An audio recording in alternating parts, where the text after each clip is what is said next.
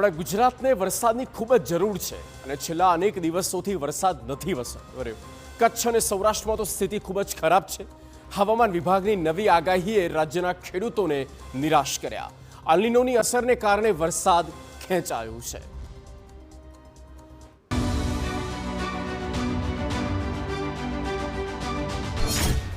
રાજ્યમાં 3 વરસાદી system active. હવે ક્યારે આવશે ધોધમાર વરસાદ? હવામાન વિભાગની નવી આગાહી। શું હવે પડી શકે છે દુકાળ?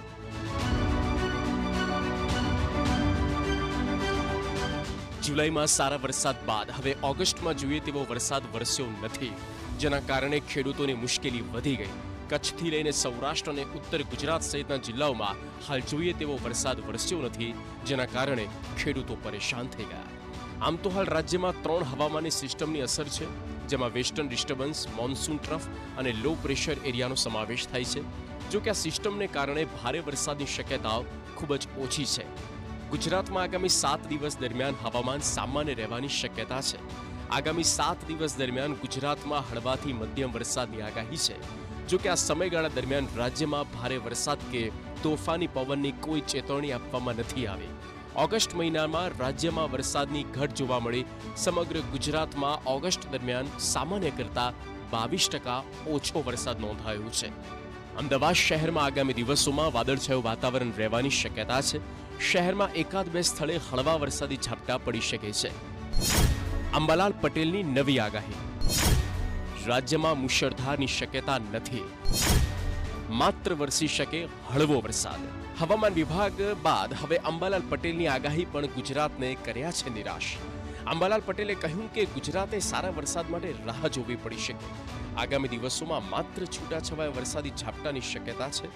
રાજ્યમાં હાલ વરસાદ માટે સાનુકૂળ સિસ્ટમ સક્રિય નથી, જેના કારણે વરસાદ આવી રહ્યો નથી। મોટાભાગના વિસ્તારમાં સારા વરસાદની શક્યતા ઓછી છે। દક્ષિણ બંગાળ ઉપસાગર સક્રિય ન થાય ત્યાં સુધી સારા વરસાદની શક્યતા નથી। અંબાલાલ પટેલના જણાવ્યા મુજબ અરબી સમુદ્ર અને બંગાળની ખાડી તરફથી આવતો ભેજ ગુજરાત સુધી પૂરતા પ્રમાણમાં પહોંચી નથી રહ્યો। હાલ દેશમાં જે સિસ્ટમ સક્રિય છે તે જોતા આસામ સહિત પૂર્વ ભારત, ઉત્તર ભારત અને મધ્યપ્રદેશના પૂર્વ ભાગમાં વરસાદની શક્યતા છે, પરંતુ ગુજરાતમાં શક્યતા ઓછી છે। જ્યાં સુધી દક્ષિણ બંગાળની ઉપસાગર સક્રિય નહીં થાય ત્યાં સુધી ગુજરાતના ભાગોમાં સારો વરસાદ આવવાની શક્યતા નથી। આ ઉપરાંત દક્ષિણ ચીન તરફ અને જાપાન તરફની સિસ્ટમો પણ ભેજને ખેંચી જાય છે। આ ઉપરાંત પશ્ચિમ સૌરાષ્ટ્રમાં પણ વરસાદ નથી, કારણ કે પશ્ચિમ સૌરાષ્ટ્રમાં ઈરાન તરફથી આવતા સૂકા પવનો, અફઘાનિસ્તાન અને પાકિસ્તાનમાંથી આવતા સૂકા પવનો, ઉપલા લેવલના સૂકા પવનો પણ ભેજગ્રાહી નથી, જેના લીધે વરસાદ થતો નથી। ગુજરાતમાં અત્યાર સુધી માત્ર 75% વરસાદ થયો છે। હજુ પણ અનેક જિલ્લામાં વરસાદી તાતી જરૂરિયાત છે। જો આગામી દિવસમાં વરસાદ નહીં આવે તો ખેડૂતોને લાગી શકે મોટો ફટકો। Bureau report, TV9।